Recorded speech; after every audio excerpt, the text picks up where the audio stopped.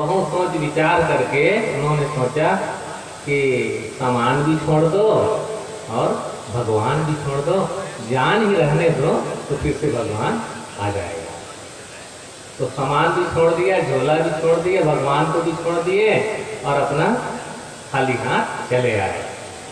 पहले कहते थे कि भगवान की बदौलत हमको सब कुछ मिला है, भगवान ना होते तो हमको दाना पानी भी न मिलता, ऐसा कहते थे।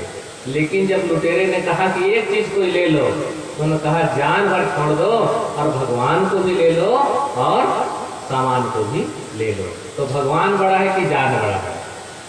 जान बड़ा है ना। जान होगा तो सब कुछ फिर से मिल जाएगा। अगर जान ही नहीं है तो भगवान किसके लिए? कट रहा है सिर। किसके लिए भगवान होगा? जान है तो भगवान। कहते हैं ना, जान है तो जहान है।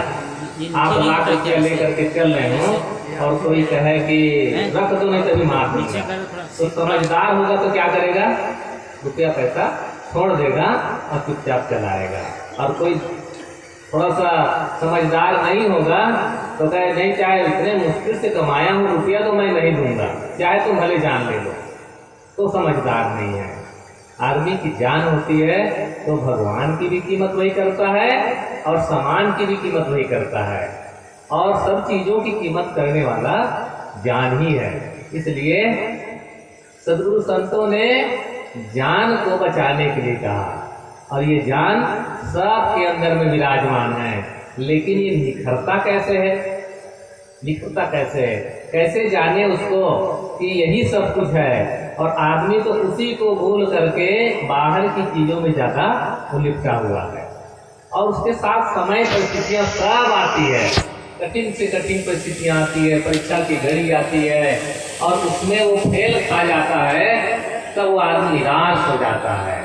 थोड़ा इसको कम कर देना भैया। निराश हो जाता है। सदगुरु संतजन आप सबको एक ढाढ़स देते हैं, एक संबल देते हैं, साहस देते हैं, देखो घबराओ नहीं, ये जीवन है, उसके साथ में हानि लाभ सुख दुख ये सब आता रहेगा। देखो अभी धूप है तो छाया भी होगी, दिन है तो रात भी होगी, बिना रात के दिन नहीं और दिन के बदले रात नहीं। जब आता है तो होता है, दिन भी हो रात भी हो। तो ऐसे ही सुख आता है तो साथ साथ में दुख भी आता है। तो आदमी दुखी क्यों होता है? दुखी इसलिए होता है कि वो समझता है कि यही सबसे ज्यादा कठिन परिस्थिति मेरे साथ आई हुई है। उसको आत्मसात कर लेता है कि क्या बताएं, मेरे जैसा दुखी कोई नहीं है। लेकिन आदमी समझदार होगा तो वो दुख से भी वो जीना सीख जाएगा, दुख में भी जीना सीख जाएगा। देखो परिस्थिति आती जाती रहती है, परिस्थितियाँ किसके साथ नहीं आती है। और सदगुरु कबीर साहब ने कितना सुंदर कहा है, सब दिन होत न एक समान। आप सब लोग कथा जानते होंगे कि महाराज राम को कहा गया कि कल सुबह तुम्हारा काश सिंहासन पर राजगद्दी होगी, और सुबह होते होते ऐसा बदल गया कि राजगद्दी के बदले क्या हो गया? उनको वनवास हो गया। ऐसा परिस्थिति बदलता है। 24 घंटा भी नहीं रहा, 12 ही घंटे के समय में ऐसा वो समय बदला कि वो वनवास उसको हो गया। करोड़पति रोडपति हो जाता है और रोडपति करोड़पति हो जाता है। इसलिए परिस्थितियां कब बदल जाती कोई ठिकाना नहीं है। इसलिए परिस्थितियों से न घबराएं। महाराज राम अगर वन गए न होते तो राम न बनते, राम बन न गए होते तो राम भगवान न बनते, बन गए तो बन गए। महाराज राम बन गए, बन का मतलब जंगल, जंगल गए तो भगवान राम राम हो गए। नहीं तो कौन जानता राम को? कोई नहीं जानता। ऐसे ही सबके साथ में हानि लाभ सुख दुख ये सब होते रहता है। हम कितना देर उसको लादे रहते वो हमको सुखी दुखी करते रहता है। सुख दुख आते हैं, लेकिन उस दुख के क्षण को, अपमान के क्षण को कितना समय हम लादे रहते हैं, वो हमारे सुख दुख का कारण बनता है। जैसे मैं आपसे कहूँ तो ध्यान दीजिएगा, 5 किलो का एक वजनदार सामान हो और एक 1 किलो का सामान हो, तो मैं पूछूं कि वजनदार कौन है? वजनदार 5 किलो वाला है कि 1 किलो वाला है?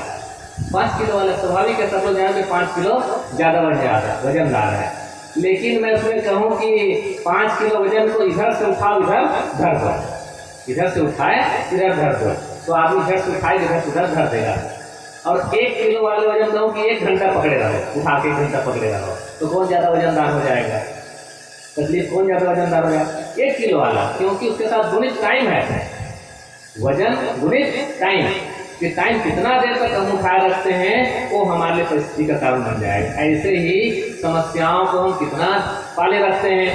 कोई 1 दिन में समस्या खत्म कर देता है, किसी को 2 दिन लगता है, किसी को महीना भर लगता है, और किसी का तो जीवन भर वो लादे रहता है, लादा है जीवन भर।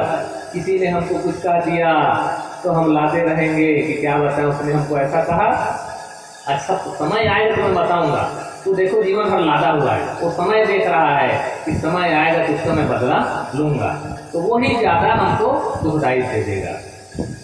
दुख देने का वही कारण है, दूसरा हमको दुख नहीं देता है, दुखी तो हम स्वयं होते हैं। श्री पूज्य श्री निष्ठा साहब जी की किताब है, पतली सी है, दुखी होना मजबूरी नहीं है, दुखी होना मजबूरी नहीं है। दूसरा हमको चलो गाली दे दिया तो हमने सुन करके निकाल दिया तो हमारे लिए मजबूरी नहीं है, लेकिन मैं इसको हृदय में रख लूँ कि अच्छा इसने मुझको ऐसा कहा था, तो बार जब तक वो याद रहेगा, जब तक हम बाहर लादे रहेंगे तब तक हमको दुख देता रहेगा।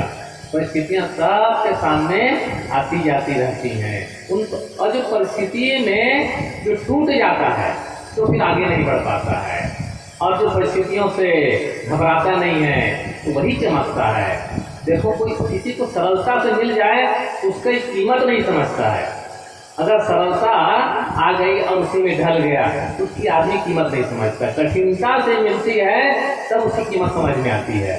एक छोटा बच्चा था तो घर के किनारे पर एक तितली का वो अंडा था, वैसे मिट्टी कैसे बनाते धूल जैसा, तो तितली उसमें बच्चे दे देती, अंडे देती है। तो उसके सामने से बच्चा देख रहा था तो एक तितली उसके कोकुन से निकली, तो बहुत मुश्किल से किसी तरह निकली और बहुत तड़फड़ाती हुई निकल करके फिर थोड़ी देर में अपने पंखों को रगड़ा और देखे एकदम चमकदार उसके पंख, और थोड़ी देर में तितली उड़ गई। एक कोकुन से निकल कर तितली उड़ी, तो बच्चा देख रहा था इसको निकलने में कितनी तकलीफ हुई। तो दूसरा एक कोकुन था, उसमें से तितली निकलने की बारी थी, तो सोचा पहली तितली को बहुत तकलीफ कष्ट हुआ तो इसकी मैं कुछ सहायता करूँगा। तो क्या किया, छोटी सी लकड़ी ला करके जो कोकुन का छेद होता है उसको थोड़ा सा उन्होंने बढ़ा दिया ताकि तितली के बच्चे को निकलने में सरलता हो जाए। तो वो जब छेद हो गया उसमें से तितली का बच्चा निकला, तो उसको ज़्यादा तकलीफ में बड़ा खुश हुआ कि चलो एक तितली के बच्चे को मैंने बचाने में सहयोग किया। अब थोड़ी देर बाद देखते हैं कि वो तितली ऐसे मरी ऐसी पड़ी है, उसका कुछ एक्शन नहीं हो रहा है, ऐसी घसीट रही है। तो बहुत घबराया, जा करके माँ से कहा, माँ तो एक तितली तो अपने से निकल करके उड़ गई बढ़िया, और दूसरी तितली वो बिल्कुल तड़फड़ा रही है, उड़ नहीं पा रही है। माँ ने कहा तुमने कुछ किया होगा? क्या नहीं, कुछ नहीं किया, मैंने बल्कि उसकी सहायता की। क्या सहायता किया? उसके छेद को मैंने थोड़ा बड़ा कर दिया ताकि निकलने में उसकी सरलता हो। माँ ने कहा यही तुमने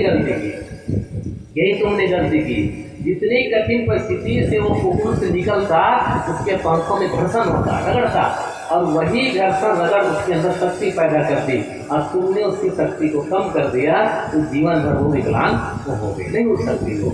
ऐसे ही हम लोग हैं, उन परिस्थितियों में हम घबरा जाते हैं तो जीवन भर के लिए विकलांग हो जाते हैं। और अगर विकलांग नहीं होना है तो परिस्थितियों से थोड़ा सा रगड़ना पड़ेगा, इसके जीवन में रगड़ा नहीं आता है। और एक भ्रांति हो जाती है कि क्या बताएं, ये भगवान हमको दुख दे रहा है। भगवान दुख नहीं दे रहा है, वो तो साथ साथ लगा हुआ है सबके साथ में, शरीर के साथ में सुख दुख हानि लाभ सबसे लगा हुआ है। जैसे किसी के शरीर में फोड़ा हो जाए कहीं पर, तो रास्ता चलते मित्रों से बात करते, घर जलन वालों से बात करते, वो छू जाता है तो लगता है कि मेरे को पीड़ा देने के लिए ये लोग लगे हुए हैं, चलो तो वहीं पर ठोकर लग जाती है, बहुत पीड़ा होती है। तो ठोकर स्वाभाविक सब जगह लगती है, लेकिन वहाँ पर थोड़ा है तो थोड़े की चोट हमको ज़्यादा प्रतीत होती है। ऐसे ही हम सब अगर मन से दुखी हैं तो कोई थोड़ा सा छेड़ देता है तो और हम ज़्यादा दुखी हो जाते हैं, और उस छेड़छाड़ में हम अपने को ढाल लेते हैं तो सुखी दुखी बनते रहते हैं। तो दुखी होना मजबूरी नहीं है, हम चाहें तो सुखी हो सकते हैं और हम चाहें तो दुखी हो सकते हैं। ये हमारे मन का बोझ है। सदगुरु संत जन मन को ही तो समझने की बात करते हैं। सदगुरु कबीर साहब ने कहा, बुझ बुझ पंडित मन चितलाए, कबहू भरल बहे कबहू सुखाए, खन उबे खन डूबे खन अवगार, रतन न मिले पावे नहीं था, नदियाँ नहीं सांसरी बहनी, मच्छ न मरे इवट रहती। सदगुरु कबीर साहब कितने मनोवैज्ञानिक थे, वो मन की बात समझते थे। ये मन कैसा है? बुझ बुझ पंडित मन चितलाए। हे पंडितों, समझदार हो, थोड़ा मन को समझो कैसा है। ये मन ऐसा है, कबहू के भरल बहे कबहू सुखाए। ये मन की नदी, मन कबीर साहब ने एक नदी का रूपक दिया उदाहरण के माध्यम से। मन एक ऐसी नदी है जो कभी एकदम भर करके चलती है और कभी एकदम सूख जाती है। संसार में कोई ऐसी नदी नहीं है जो तुरंत सूख जाए और तुरंत खाली हो जाए, भर जाए, ऐसी नदी नहीं है। मन ही एक ऐसी नदी है जो कभी एकदम प्रफुल्ल हो जाती है, एकदम प्रसन्न, और कभी इतनी दुखी होती है कि क्या बताया जाए। वो आदमी अपना शरीर भी रखना नहीं चाहता है। ये मन का दुखी सबसे ज़्यादा है। मन के अनुकूल हो गया तो एकदम वाह वाह, एकदम प्रसन्न, और मन के थोड़ा भी प्रतिकूल हुआ तो आदमी इतना असहनशील है कि अपने शरीर को छोड़ने को तैयार हो जाता है। इलाहाबाद की सच्ची घटना है। एक माँ थी और माँ को पहला बच्चा पैदा हुआ, पहला बच्चा बेटा पैदा हुआ तो बड़ी खुशी। तो छठी संस्कार में उसके लिए साड़ी खरीदी गई। तो साड़ी खरीदी गई तो साड़ी उसके पास आई पहनने के लिए छठी संस्कार के समय। तो उन्होंने देखा कि मेरे को पहला बच्चा पैदा हो भी बेटा, तो मेरे हिसाब से साड़ी उतनी अच्छी नहीं सिलाई गई और थोड़ा कीमती आना चाहिए था। इतने मन से दुखी हुई कि उसी रस्सी का फंदा बना करके पंखे में गला में बांध करके भूल गई। ये सच्ची घटना है। बताइए, इतनी साड़ी बड़ी हो गई, हाथ छोटे हो गए। साड़ी खरीदने का था 500 की साड़ी की जगह 700 का जाती, 1000 की जाती, लेकिन एक साड़ी का वो उनको हो गया कि साड़ी हमको मन पसंद की नहीं मिली और उन्होंने मौत को गले लगाना पसंद कर दिया। तो ऐसे मन का दुख है। तो मन का दुख ज़्यादा है, तन का दुख तो बहुत कम है। तो हम परिस्थितियों में अपने आप को न ढालें बल्कि उससे ऊपर उठें। यही पुरुष की मुक्ता है। मैंने कुछ देर आपका अपनी बात रखी, समय मेरा पूरा हुआ, मैं अपनी बात को विराम देता हूँ। बोलो सदगुरु कबीर साहिब की जय।